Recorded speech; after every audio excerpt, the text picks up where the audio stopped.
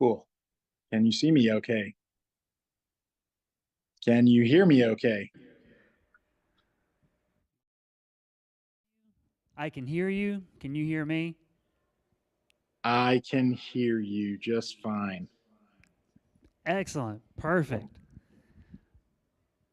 We're going to get started here in just one more moment. As soon as I get the signal from the team, we'll begin today's presentation. I hear you. You do? Okay. My arm's going to get tired holding this phone. Yeah. I bet it is. Hey everybody. Welcome to the North Carolina Museum of Natural Sciences. Welcome into the SCCU Daily Planet Theater, and welcome to the museum's YouTube channel if you're tuning in online. This is the Lunchtime Discovery Series. It's good to be with you all for another edition of our program. The Lunchtime Discovery Series is a weekly lecture series brought to you by the folks in the Office of Environmental Education. That's a part of the Department of Environmental Quality within North Carolina. And then we here at the museum, part of the Department of Natural and Cultural Resources, broadcast and run the show out of our theater and on our social media platforms. That way we can work together to get all kinds of great and interesting science, nature, conservation, and education news, events, updates, research out there to everybody who might find it at least a little bit interesting. And I'm so glad to see everybody who's tuned in, whether you're online or hanging out with me here inside the theater. My name is Chris Smith. I'm the coordinator for current science programs here at the museum. I'll be your host for today's program. And for today, actually, we've got like something really cool. We're going to be doing something pretty exciting today. Something that I feel like I'm frozen. We do programs on Zoom and using teleconferencing pretty regularly here inside the theater, and we broadcast this stuff online. But most of the time, we're just like talking to a scientist, and then they do a screen share, and we look at some slides. Today, we are actually going to take a little bit of a behind-the-scenes tour of the North Carolina Museum of Natural Sciences collection of mammals. And on the screen, joining me now to show us around is the person in charge of mammal research here at the museum, or at least one of the people, Dr. Mike Cove. Dr. Cove is the research curator for mammalogy, so he's one of the top mammal scientists here at the museum, and I think he's one of the top mammal scientists in the world. He's a pretty smart guy. He's done research on furry critters from our backyards in North Carolina and all around the world. And I believe he's here and ready to join us. Dr. Cove, do we have you? Do you hear me? I can hear you. I see my video is frozen. But yeah, you can see through my camera what's happening on the screen. So yes. We'll work on that. But maybe you can tell us, get us started, introduce yourself, tell us a little bit about the collection, and I'll turn it over to you, and I'll give you an update when we're ready to walk around. Perfect. It seems like I'm good on your videos. You're moving here. Okay, perfect. All right. It looks like the video is working on the live stream. It's just not working in the Daily Planet. Okay. Awesome. Thanks so much for having me. It's great to be here. As Chris mentioned, I am the research curator of mammalogy at the North Carolina Museum of Natural Sciences. And what's cool is I am 2 stories underground in the Nature Exploration Center, someplace that, you need special access codes and keys to get down into. And we are the literal and figurative foundation of the entire museum in the North Carolina Museum of Natural Sciences. So I'm down in the research collections area where we have mammalogy, ornithology, geology, and paleontology collections. And these are research specimens that are available for all different types of research purposes. And so the Mammalogy Collection has about 30,000 specimens, and we're about to do a little bit of a Mammalogy Underground, where we're going to do a deep dive into some of the coolest specimens that we have. And I'm going to try not to make you dizzy moving around with my camera here. But a few of the things that I'd like to first showcase is I want to show you our collection, our catalog here. So our catalog, we are on volume 3 of the Mammal Collection. And here I will open it up a little bit.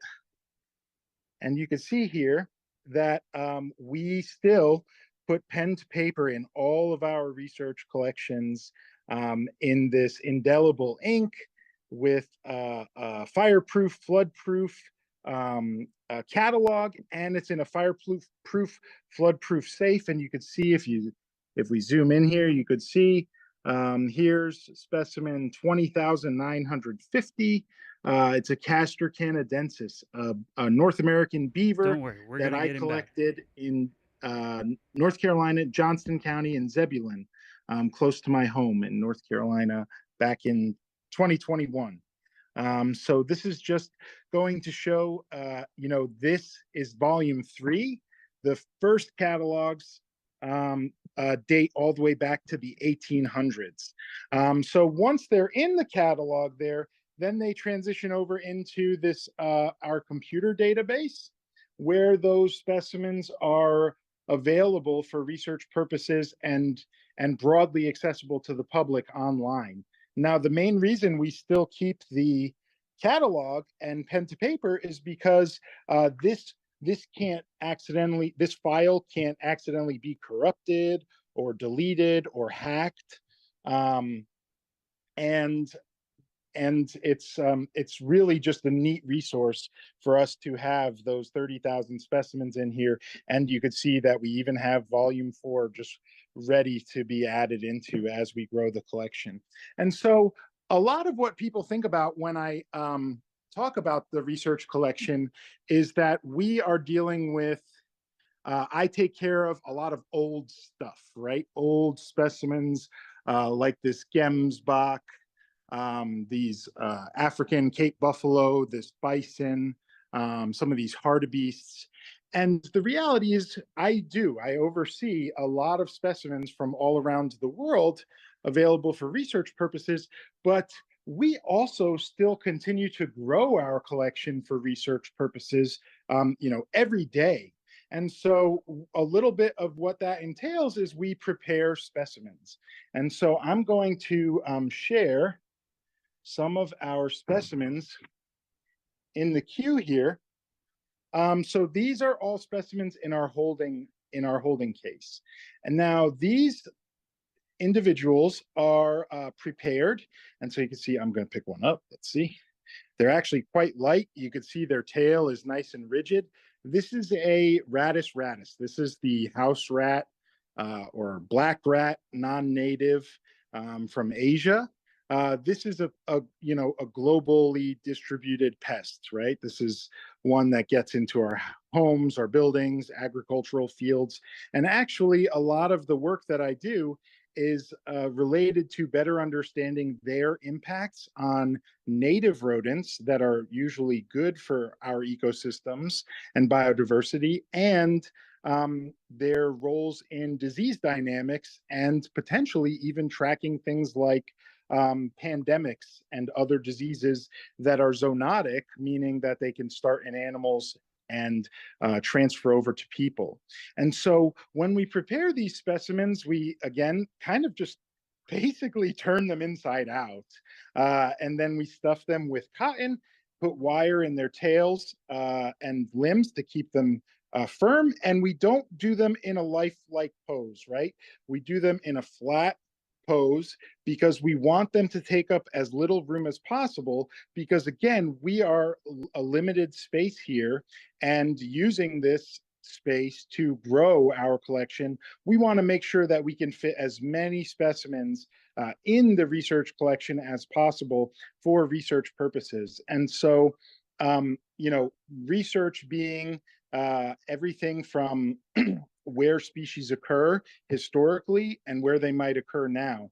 And so all of that data is usually housed on these tags. And so you could see some of the data on the tag dates the year that it was collected, who it was collected by, the size of these rats. And I collected these all from Key Largo, Florida, as part of a research program, better understanding their role in the decline of some of our native endangered species down there in the Florida Keys. And I might talk a little bit more about that, but I want to showcase, it's a little bit easier to see it on something like this, gray fox. Oops, I'm too close. A gray fox.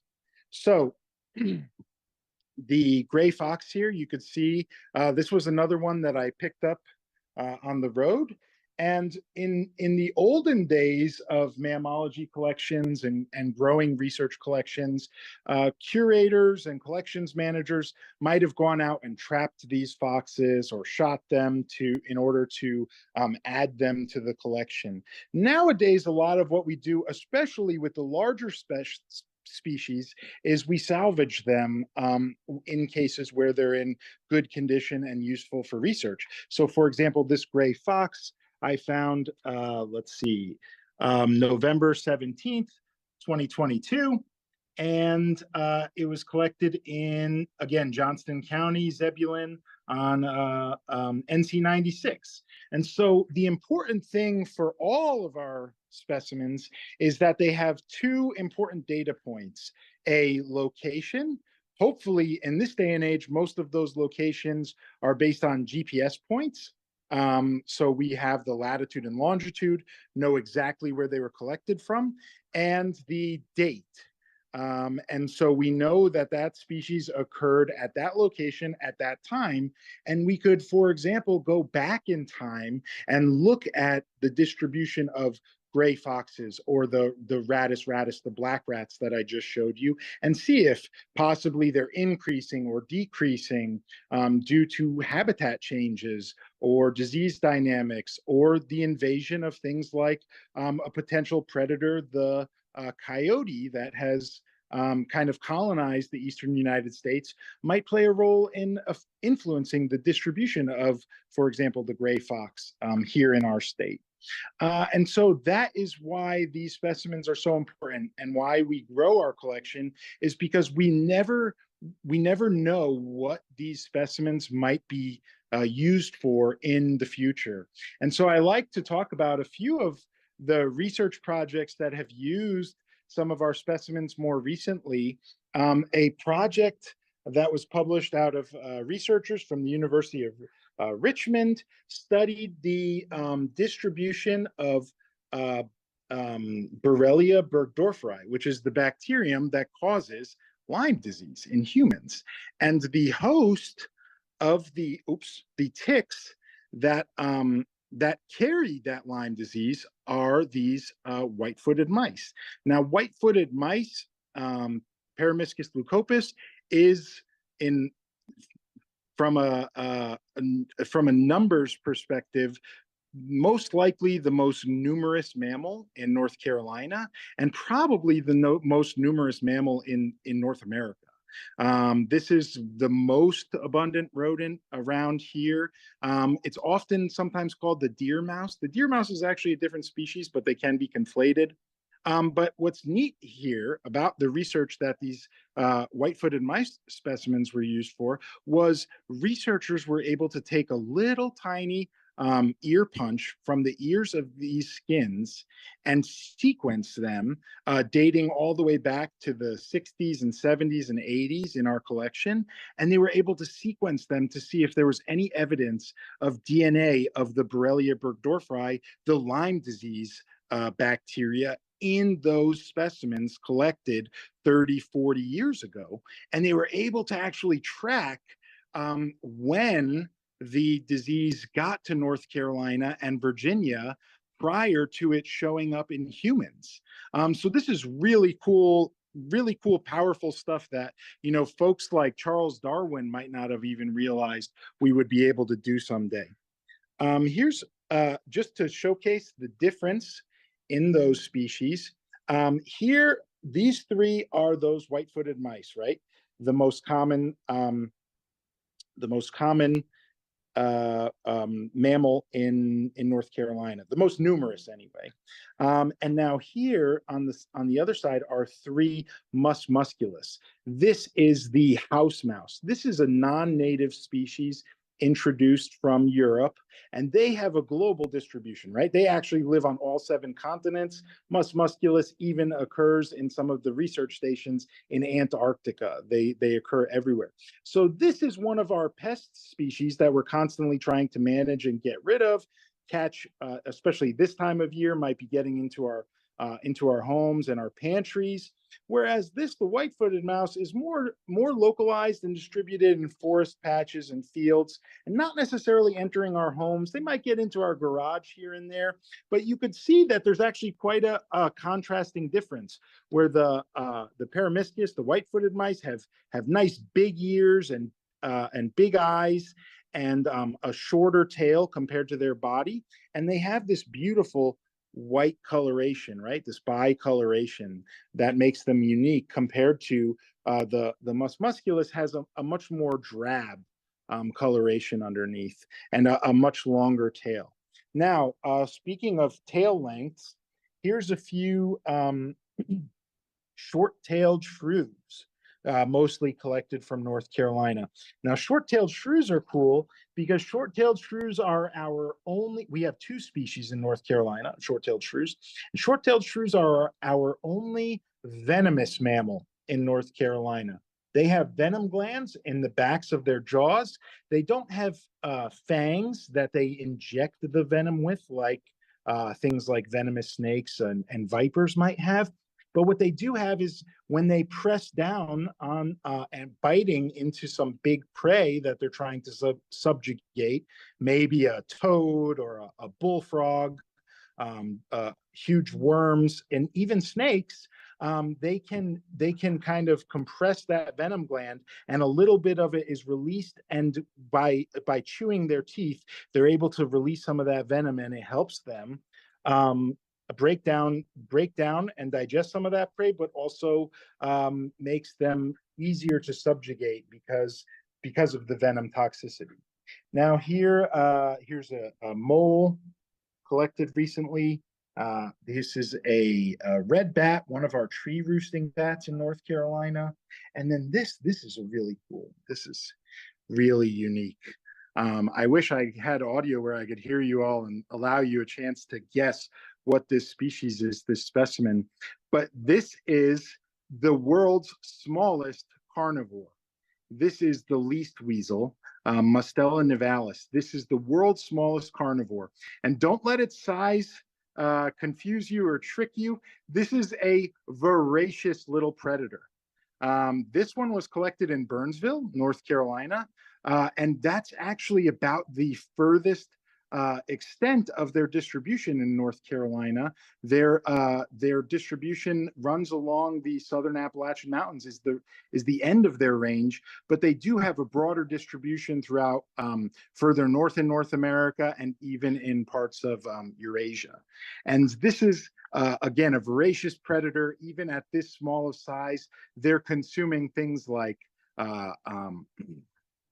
rabbits and voles, all different types of small mammal prey, and other, frogs and things like that, amphibians and snakes. And this is a really neat species, and one that we don't know a lot about, largely because it's so small and cryptic. And they're difficult to detect even when they occur in an area, because they're not easy to trap, they're not easy to survey. And even though the size of it is so small, they occur at low densities and have huge home ranges. So they can be very difficult to find and trap and detect in areas. So even just getting that one adds a huge ton of information and knowledge to our understanding of that species in the state. And unfortunately, this one was a bycatch where someone's cat killed it, and the folks brought it to the museum for identification and for accessioning it for research purposes. Now, when we prepare our research specimens, right, we have their skins all laid out like this. Their tags have their measurements, their weights, their locations, their dates. and any other information, especially associated with the collector and what else we might have collected from those specimens. And what you'll notice on some of them that's easier to see here. How about these free-tailed bats? So you'll notice that all of these bats only have one wing, right? And one hind limb on their right sides. And actually, if you notice, all of the specimens only have one set of limbs on their right-hand sides. And that's because we also preserve their skeletons and skulls as part of the research collection for research purposes. And so those skeletons and skulls have one set of intact limbs that remain with the skeleton and one set of limbs that remain with the skin, so that we have one representative of each side of the specimens. Now, those skeletons, and the reason that these specimens are still in our holding case, is because they are waiting to be reassociated with their skeletons. So their skeletons, we have an interesting process where the skeletons, we clean a lot of the meat, we preserve tissues, important tissues for research purposes in our -80 frozen freezer collection, biorepository, which we preserve the liver, the heart, the kidney, and some muscle tissue. And those are useful for all different types of research purposes, including genetic analyses, disease surveillance, pathogen surveillance, toxin surveillance, heavy metals.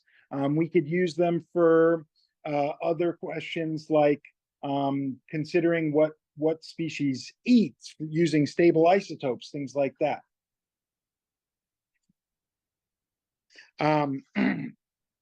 And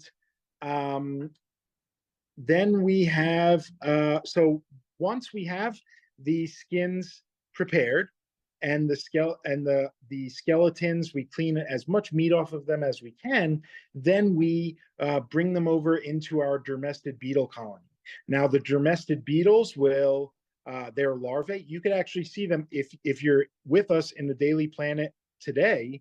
You could actually go up to the second floor and view the skeletons of some of these specimens being cleaned by those dermestid beetles in the biodiversity lab.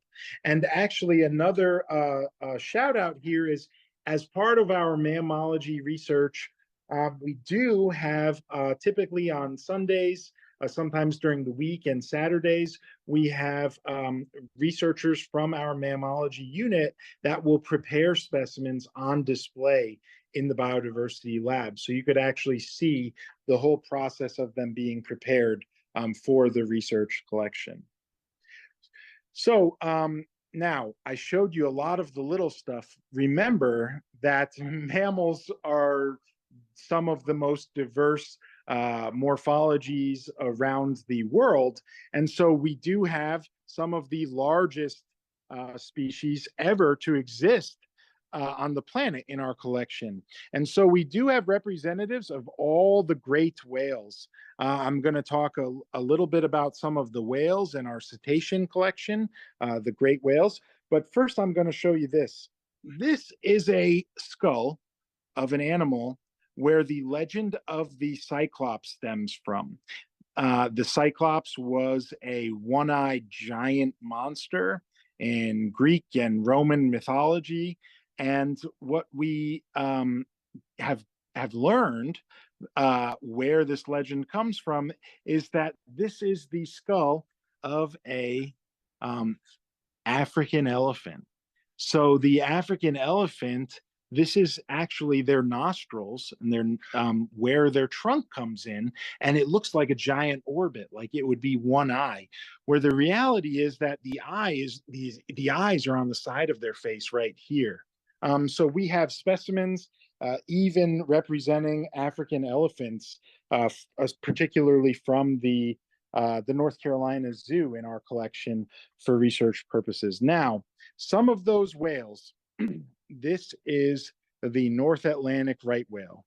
If you're with us in the Daily Planet, you are able to basically turn around and go see Stumpy, the North Atlantic right whale, on display pretty much right behind you. This is another specimen of that North Atlantic right whale. And I just want to showcase some of the cool attributes of the North Atlantic right whale. Here is their baleen. So the great whales, many of the largest great whales, are filter feeders. They have this baleen. They don't have teeth. They have modified. This is similar to modified hair. It's just keratin in their mouths, and it fimbriates and creates this giant filter surface, right? And they have whole plates of this baleen. And what they do is they fill up their gullet, they suck in all this water, and then push it back through these plates of baleen, several dozen plates of this baleen structure, and all of the hairs filter out the krill and zooplankton and small fishes and capelin, sardines, anchovies, and then they swallow it, and they're hugely successful out in the open ocean, pelagic, and that's how they feed and forage. Now, some of the other interesting things about the right whale and kind of the sad history of the right whale is where they got their name. The right whale got their name because they were the right whale to harvest and kill. Unfortunately, back in the industrial whaling days, and that's because they floated for the longest amount of time. They were easiest to drag back, trailing your boat, because they were fairly light and had huge blubber reserves that kept them up at the surface, even out in the open ocean, for the longest amount of time, compared to some of the other heavier whales like sperm whales or blue whales or something like that. And so here I have a cross section of a North Atlantic right whale rib. And you can see I'm not struggling too hard. It's actually pretty light, and that's because it's quite porous. Just to give you the counterpoint of that, here is another marine mammal rib, and it's actually just as heavy as that cross section of the right whale rib, and that's because it's hugely dense. It's very dense rib, and this is the rib of a manatee. Now, the reason we have those the variation, it's kind of interesting. So there are trade-offs and adaptations to living in different types of marine environments, right? So the great whales that live out in the open ocean in the pelagic, like the North Atlantic right whale, it would be a lot easier to passively float when you live out in the open ocean and actively dive to forage to save energy, right? Whereas the manatee, with these heavy, dense bones, live in much shallower coastal environments. And so for them, it's a lot easier to passively sink and stay submerged, and then actively surface to breathe. And most of the times they can just kind of raise their nostrils up above the air and go back down and forage for seagrasses and other sea vegetation. You could see that, having these whales is impressive and exciting, and it takes up a heck of a lot of space, actually, for even just a few individuals. So it's quite a feat that we have over 250 marine mammals, large marine mammals, obviously not all as large as some of the great whales we have here, including a few of the great whales we have upstairs in the NEC that you could go see. But many of the whales that we have are actually quite a bit smaller. So this right here, look at my hand for size comparison. This is a really neat species. This is the Kogia. This is the pygmy sperm whale. So these whales unfortunately wash up on the coasts of the Outer Banks, and sometimes we're able to preserve them for, again, research purposes. Now, what's neat about the Kogia and the pygmy sperm whale is if you look at that skull, it's so very asymmetrical. You would imagine that symmetry is kind of the name of the game in things like skull structure. And what's interesting is that asymmetry helps them echolocate and triangulate and find their prey, because they can actually tell, based on the asymmetries, their skull is kind of like a satellite dish. Here is another interesting species of whale that lives in North Carolina. This is a beaked whale. I think this is Gervais beaked whale. And beaked whales are neat. I'll show you a few others, but beaked whales are neat because many of them are toothless, except for the males have one single tooth on each side of their lower mandible.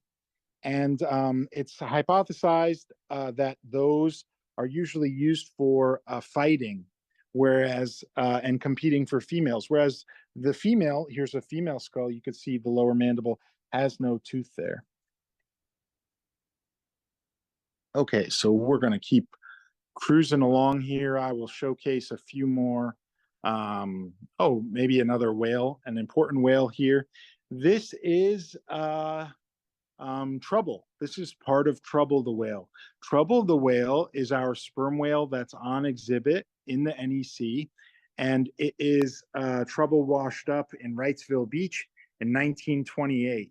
Now, if you look closely at Trouble up on exhibit, you can actually notice that the whole base of his skull is prosthetic. It's plastic. Upstairs on exhibit.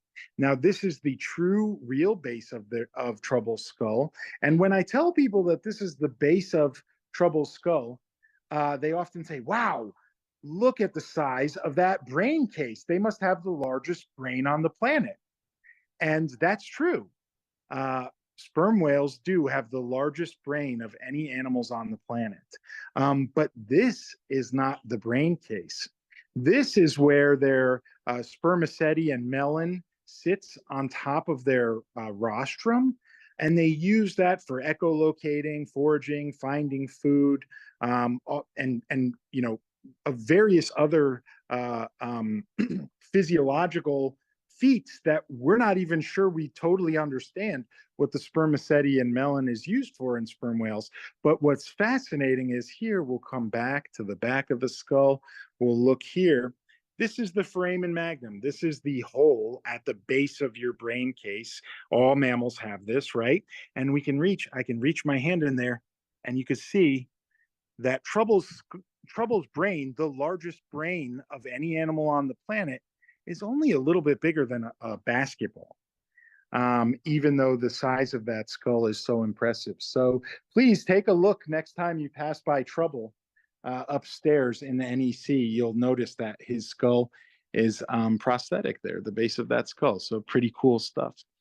You'll actually notice that Trouble's lower mandible, part of it is also prosthetic, and all of the teeth are fake. And that's because when Trouble was on the beach in Wrightsville in 1928, someone came in the night and took most of the lower jaw to take those teeth for potentially for scrimshaw, which was a lucrative way to use sperm whale teeth. Now, here's another species. This is a really neat one. This is Xiphias. Historically, they were known as the Cuvier's beaked whale. Now they're called the Goose beak whale. And this is the deepest diving animal on the planet. These beaked whales live off the coast of the Outer Banks, and they dive as deep. The deepest dive ever was documented to be about 3 kilometers down.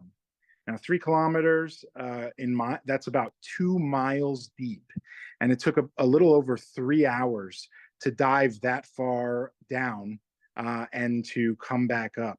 Now, remember, this is an animal that's dropping like 40 or 50 degrees in temperature, and the pressure is so devastating that most things,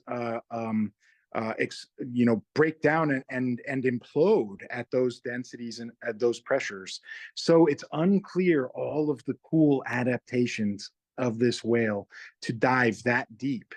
And the hypothesis is that, all the mammals started on land and went back to the water, right? The whales or terrestrial, and then evolved to go back into the water. And so these goose-beaked whales are hypothesized to have just found the ultimate foraging grounds along these deep sea vents where there's no real predators and there are lots of squishy things for them to eat because remember, they don't have teeth. And the males only have a single tooth, not typically used for feeding. So they're eating things like squids, jellyfishes, other kind of blobular fishes that live at these super deep, really hugely deep feeding grounds off the coast of the Outer Banks, like way out in the Atlantic, past the Atlantic ridges there. Now here is the meanest North American black bear that you'll ever see. And this black bear comes from North Carolina. What's neat about North Carolina is, we have bears throughout the state. They're obviously not very common in the central part of the state, the Piedmont, but they are super common in the mountains and in the coastal plain along the Albemarle Peninsula. We actually, in North Carolina, have the densest population of bears, of North American black bears in the world on the coast here. And some of the largest black bears ever documented came from coastal North Carolina. And that's because black bears are just, and most bears are just, I like to call them 300-pound raccoons. Because they are super adaptable and omnivorous. They could basically eat anything that they want. And on the Albemarle Peninsula and coastal North Carolina, they can eat a lot of corn and soybeans and peanuts and watermelons and benefit from a lot of agriculture and even benefit from things like landfills where they're and hog farms where they're eating a lot of the waste from those byproducts of our agricultural systems. Now here, on the other hand, is kind of like the nicest brown bear that you'll ever see. Brown bear, grizzly bear. The grizzly bear is a subspecies of the brown bear in North America. The populations in the contiguous states are endangered and largely rare and restricted to places like Yellowstone and parts of Montana. Even though they used to range all the way into California. But this is one of our apex predators in North America. And they also have a circumglobal distribution at the northern latitudes in North America and Europe and Asia. This is the same species throughout much of Russia and even in the Pyrenees in Italy and the Alps and places like that in Europe. So I'm going to take you on another little tour here of these. See these some of these old cases. It might not be super easy to see, but this is part of our what we term an orphan collection. Orphan collections are collections that were historically collected and curated. Typically, this one came from NC State, the university. Go Wolfpack! And unfortunately, times change with universities and their resources at the institution level, and they didn't have anyone to curate and care for these specimens, so they became orphaned, and we adopted them as part of our collection management and collection growing routine. And so here, what's cool though is much of our North Carolina Museum of Natural Sciences collection is focused on mammals from North Carolina and the southeastern United States. And the NC State collection, the orphan collection that we have now adopted, has a lot more interesting global diversity that's pretty unique. So this is the pangolin. Pangolin this is not a reptile. This is a scaled mammal. This is modified hair turned into a shield of scales that protects these animals that they can ball up to protect themselves from predators like lions, leopards, other small cats, jackals, wolves, things like that. And what's interesting is you can see they have a soft belly there. And so they ball up into a giant ball and protect themselves from predators. You could see some of the adaptations. These are insectivores. They have really, really strong claws for digging out termite mounds and ant hills. And they have a really long tongue and are able to just kind of dig out termite mounds and stick that long tongue down there into those tunnels and consume lots and lots of ants. Now, that's a neat adaptation, but what about an even cooler, more adapted species for consuming ants is this one. This is the skull of the giant anteater. Now, I study a lot of mammals. Giant anteater is my favorite mammal of all of the species, and that's because this is really, the coolest specimen to showcase adaptations and evolution, right? Because this is a 100-pound mammal that persists exclusively off of foraging on ants. And so they have lots of adaptations. They have those giant claws like the pangolin I just showcased.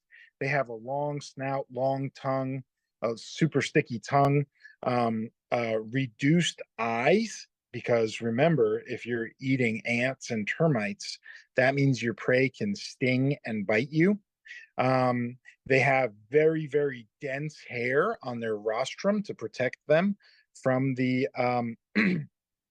stinging and biting of their ant prey, and small ears. And so these anteaters are actually required to have huge home ranges because they have to eat about 30,000 ants a day to maintain their metabolism, and 30,000 ants when you're being swarmed by them can overpower you where you have to move on to a new ant mound. So they can only forage for about 2 minutes at a time when they're feeding at a particular ant mound. And so giant anteaters have some of the largest home ranges comparable to huge apex predators like jaguars and pumas in Central and South America. And unfortunately for the anteaters, they don't have as good visual acuity to miss things like domestic dogs and vehicle traffic. They can also get caught up in fences and things like that. So they don't do quite as well as some of the apex predators that also have huge home ranges. Now here, this is a spider monkey. Spider monkeys are neat because we are primates, right? Humans are primates, along with the lemurs, the monkeys, tarsiers, apes, lesser apes, and greater apes. And spider monkeys are an interesting one because when we think about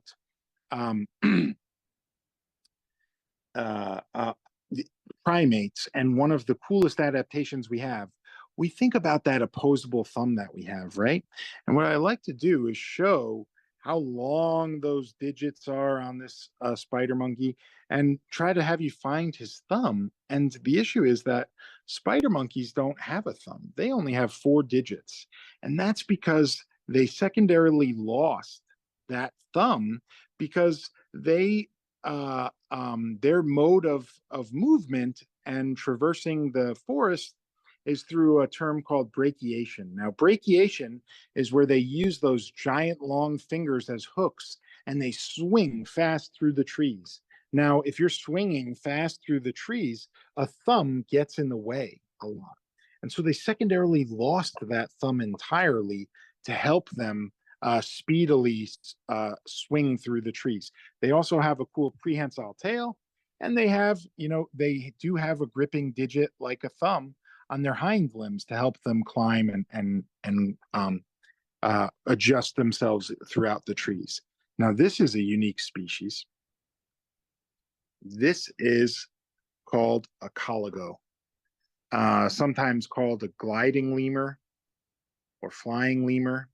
These are the dermopterans. This is actually our closest relative to the primates. So the order of mammals that we live in, that we exist in, the primates, this is our closest relative, the dermopterans.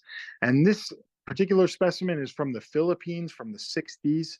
Very, very cool, really unique and rare to find in research collections. So that's part of why it's so important for us to make sure that we maintain and preserve these for future research purposes so that people cannot document and see where these species historically occurred in cases where they might change their ranges might shrink because of habitat loss, and human development, things like that. But some species, like this one here, probably pretty common. You might recognize them from your backyard or digging through the dumpsters or getting into your garbage, eating the food you left out for cats or something. This is the opossum. This is the Virginia opossum, one of over 200 species of opossums that we have in North and Central and South America. But what's fascinating is the Virginia opossum is the only opossum species that has become a human commensal. Now, human commensalism is where opossums use humans as a resource to benefit themselves. And so they've adapted and actually expanded their range quite substantially because they were able to track humans throughout huge portions of North America. Here, remember I just showed you the dermopteran, the coligo, our closest relative. This animal here is actually our next closest relative, believe it or not. So we're more closely related to this than we are to elephants or wolves or jaguars. This is a scandention. This is the tree shrew. So you'll notice that in a lot of instances on this talk and tour today, I've used scientific names and not typically the common names. And that's because common names oftentimes lead to misnomers. So remember, I showed you the short-tailed shrew, the venomous species in North Carolina. Calling this a shrew is a misnomer, even though it looks similar. These are so distantly related from shrews that calling this a shrew would be akin to calling a lion let me think real fast, a lion a hippopotamus or something like that. So they're very, very distinct and distantly related. Here's one more cool specimen species that we don't typically see all that often in North American collections. This is a Hyrax. Now, Hyrax is interesting again because what I like to showcase is in the diversity of the mammalian tree, some species that are closely related can look very, very different. So where this looks kind of like a rodent or a rabbit, maybe a large guinea pig, the Hyrax from Africa is most closely related to elephants and manatees. So cool little facts there. All right, so another interesting specimen and an important research component of museum specimens is here, right here. This white rabbit is the snowshoe hare. Now, the snowshoe hare is an interesting species because they are one of many species that molt and turn white in the winter, and then molt their hair and turn brown in the spring and summer to help them camouflage against the snow in the winter and then against the leaves and dirt and soil and things in the summer and spring. Their hair is also a lot denser in the winter when they're white. And you can see just how giant those feet are on the snowshoe hare. And look at how dense the hair is there. That helps them stay stable in super deep snow. They kind of stay up on top of it and are able to escape their primary predators, which are Canada lynx. Now, why the snowshoe hare is an interesting specimen for research collections and purposes is because now, with things like a changing climate and warmer and shorter winters, there might not be snow on the ground in a lot of areas where the snowshoe hare exists. And that means that we need to better understand their physiology and when they change, and their phenology, which is according to the calendar or seasonality of when they change colors. And so we have this treasure trove of historical data where you can see this one was collected in Montreal, Quebec, January 24th, 1955. So obviously they were white and there was probably a lot of snow. But you could even see here already some of the hair is starting to transition over and molt into the brown to get ready for the spring underneath. Very cool. So we're able to use these research collections to think about things and ask questions to inform conservation into the future. So I'm going to come over here. So it's not just small stuff in the collection that we fill our shelves with. We also have bigger species like this. This is the red wolf. This is a red wolf specimen collected. This is one of the reintroduced individuals from the Albemarle Peninsula. And you can see that that's a pretty large animal. It's quite a bit larger than a lot of folks realize. The wolves, the red wolves are the pure red wolves. Unfortunately for red wolves, a lot of the conservation issues with conserving them is that they do hybridize and mate with their smaller relative, one that's common in North Carolina, the coyote. So you could see that at the surface level, they look quite similar, but you can see just panning across here, the difference in the size between these two species. Unfortunately, that doesn't prevent them from hybridizing, and that influences and affects the U.S. Fish and Wildlife Service and other agencies, state and federal agencies, from conserving them in their historical range in the southeastern United States. Now, here's a few pelts to showcase the pelage of different ecotypes of wolves.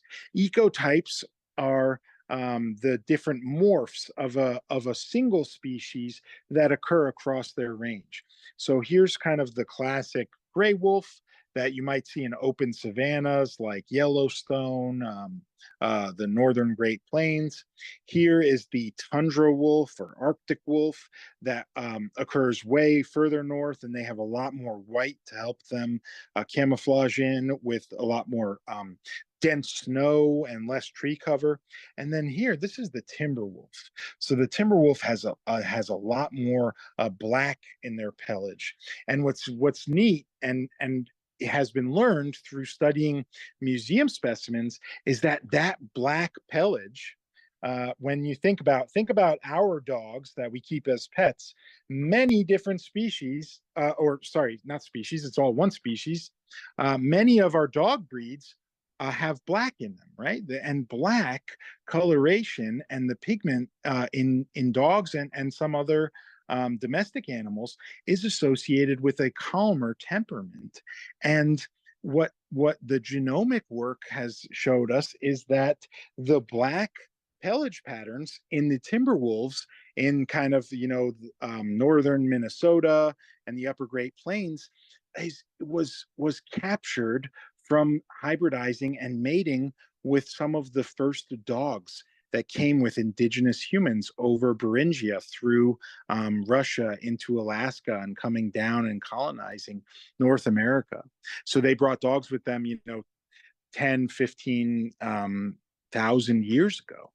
And the wild wolves hybridized with some of these dogs and retained some of those genes that make them black. And that's because there's likely an advantage to being black in the northern not Great Plains, in the Timberwolf range, because it's a lot denser forest, and the black coloration helps them stay more camouflaged in dense forest cover, rather than the more open savannas and open habitats like the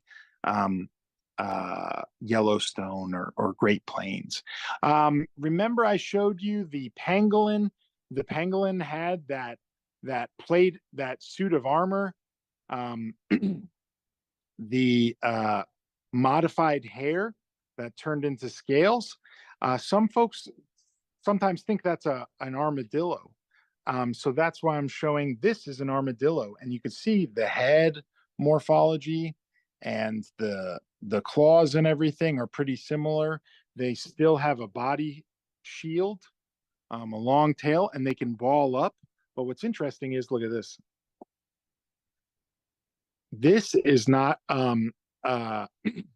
hair, modified hair. This is dermal bone. So this is bone within their hair. How am I doing on time, Chris? I see you showing up. We're probably running low on time. Yeah, Mike, we've got about 3-4 more minutes. And Perfect. wanted to make sure we had a little bit of time to get some questions in. Perfect. So I will show you a few of well, I saved the best for last, right? The rodents. So some of the rodents, 40% of all mammals on the planet are rodents. And some species that are rodents, folks don't typically think about as being rodents. Things like porcupines. Here's a nutria, a non-native species from North Carolina. We have a few capybaras and other rodents, things like that. But I would love to show you. Remember, I showed you some of those white-footed mice that we prepared to grow our collection in recent times. I want to show you the tags of some of our oldest white-footed mice. I'm going to try to hold that steady enough that you could see. That is a 1892. 1892, these rodents were collected in Raleigh. So these were some of the first specimens collected by the Brimleys, who were the naturalists that started the museum and the collection. And you can see, again, like I said, we have a lot of white-footed mice in our collection. So I think with that, I would love to take any questions. And if there were a few specific desires to see some specimens, I might be able to find one, depending on our time limitations. Well, this has been absolutely this is so cool, Mike. It's so incredible to get to see all of the stuff that's down there. It just even a smidgen of it. Can you remind me again about how many specimens you say are in the mammal collection at the museum? It's about 30,000. Now, many of those, not many, but it's actually a little over 30,000, probably 32,000. We don't have an exact accounting because, again, some of those orphan collections haven't been cataloged into our collection just yet, because we're still waiting we need to upgrade the space for new cabinetry to preserve them more appropriately, and we just haven't transitioned them over into our catalog yet because we're not at that stage yet. So that's kind of in the works, but that's why there's a little bit of an asterisk of how many specimens we have, but it's 30 to 34,000 probably. So I've been in the museum world for just a few years, but I've heard that a museum collection often reflects the interests, research and otherwise, of its curators. Can you see reflections of that in this collection? And does the Mammal Collection reflect your research interests now that you're the research curator? Is it just full of Key Largo wood rats now because that's your study species? Yes, it's true that we can see some relative biases in what curators might collect and preserve in research collections, but in general, a lot of us are, excited by the diversity of the mammalian tree of life and happy to, make sure that we have specimens from to represent all of those species, for example. And so the NC State collection is again really cool because it adds a whole ton of diversity of things that we didn't historically have, because there was more interest in that type of collecting at NC State associated with like a university. Um, Whereas, so much of what we have in our collection is, like 75% from North Carolina and the southeastern United States. That's not to say that we don't have some cool, Philippine bats and other random things. But yeah, so I do work with a diversity of mammals. So we have tons of rodents in general, but that's because rodents make up the majority of the diversity of the mammalian tree, right? Rodents and bats, actually. About all 40% of all mammals are rodents, and another 20% of all mammals are bats. So that's 60% of all the mammalian tree, are all about this big. So we could fit lots of those in the cabinets. And so that's where a lot of our collection growth occurs. Is there any more room for some whales down there? We can make room. That's one of the projects that I'm working on, is figuring out ways to house more whales, especially rare species like the beaked whales and the pygmy sperm whales, where there's a lot that we don't know about their ecology, about where they exist, about what they're eating, because they are feeding at such deep depths. No one's ever been there to really figure it out, and it's not like we have a lot of them stranding that are healthy to even see what's in their gut contents, for example.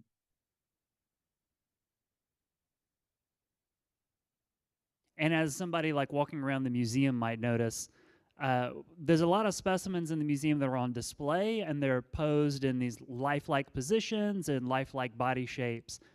What's the difference between having your museum specimen taxidermied and posing like that versus the ones that you were pulling out of the drawers that are just stuffed cylinders made out of a furry animal? You mentioned space saving in the collection, which makes a lot of sense, but I'm just curious if there's more to like why something becomes a taxidermy and sits on the shelf downstairs versus goes into the drawer. Mm-hmm. Yeah, so a lot of it comes down to space and the capacity and ease and logistical constraints of preparing those specimens. So in general, if you think about it, taxidermy requires a mound of the shape of the animal in some behavioral pose or something like that. That's actually, usually made of rebar and foam, expanding foam, and different types of things like that. You need prosthetic eyes. Typically, you want prosthetic tongues and things like that to make it really lifelike. Now, we are not concerned about that stuff because what's important for us are the diagnostic characteristics of a species. And so you can capture that most easily by looking at them square on, head on, and a lot of them turning them over and seeing the variation in their color, their pelage across their undersides versus their tops, and then morphology of things like their skulls and things like that. So and then again, so it's a lot quicker and easier because those specimens, we're just filling them with cotton, so they're very light. They have the wire to help keep them rigid, but otherwise they don't take up a lot of space. They're light and easy to fill. They're not required to look lifelike, and hence so much of the work of trying to make them look lifelike. And excuse me. And we don't have to treat them with anything. A lot of a lot of taxidermy are the hides are tanned and treated with chemicals to help preserve them and keep some of the coloration, because those are on display and they're getting damaged by UV rays and light and moisture in the air. Whereas all of our specimens are our collection down here is climate controlled, and all of the cases are obviously dark and hermetically sealed, where there's no moisture getting in. It's not damp at all down here, and so they're preserved pretty well. Where you saw those specimens from the 1800s didn't look much older than the handful that I prepared over there. And I had someone comment that they looked even better, and it felt like a dig at me and my ability to prepare these specimens compared to the old school Brimleys and folks like that maybe had been doing it a lot more extensively. Because while I prepare specimens, I also have a lot of other research things that we're doing that doesn't necessarily involve that. So I don't have as much practice as the Brimleys historically did. That's hilarious. Yeah. I think your study skins look great, Mike. Oh, thank you. I think they look fantastic. Every bit 90% of what the Brimleys could do. Thank you. Well, Mike, this has been so much fun. Thank you for walking us around the collection, sharing with us some of the amazing things that are down there. Really cool stuff. And it was great to hear you talking about them as we were going through as well and getting those stories and insights from it. So this was fantastic. Thank you for doing it. Yeah, awesome. Thanks so much for having me. And everybody, thanks for tuning in to the program today. Hope you enjoyed it. Thanks for posting questions and the such. We'll be back here again, of course, next Wednesday at noon for another edition of the Lunchtime Discovery series. Bring your questions, bring yourselves to the SCCU Daily Planet Theater, or join us again here on the museum's YouTube channel. If you want to get updates about this program, head to the website eenorthcarolina.org. That's the website for the Office of Environmental Education. There you can see what programs are coming up in the future for the rest of the month of November, as well as see the links to participate and get more information on how to do that. So don't miss out on more of these cool programs with great guest speakers, cool content, great stuff to look at and learn about. And everybody, take care of yourselves. Be safe, be well, be kind. We will see you again next week. Bye, everybody. Thanks so much, everybody. Is that the Jaguar? Sorry? Is that a Jaguar there? Is that what we're looking at? A Jaguar. Yeah, that's what we had to end on, right? Yeah. Last frame of the shot is the Jaguar. Yep. Your second Thanks so much, favorite everybody. animal, right? Have a good one.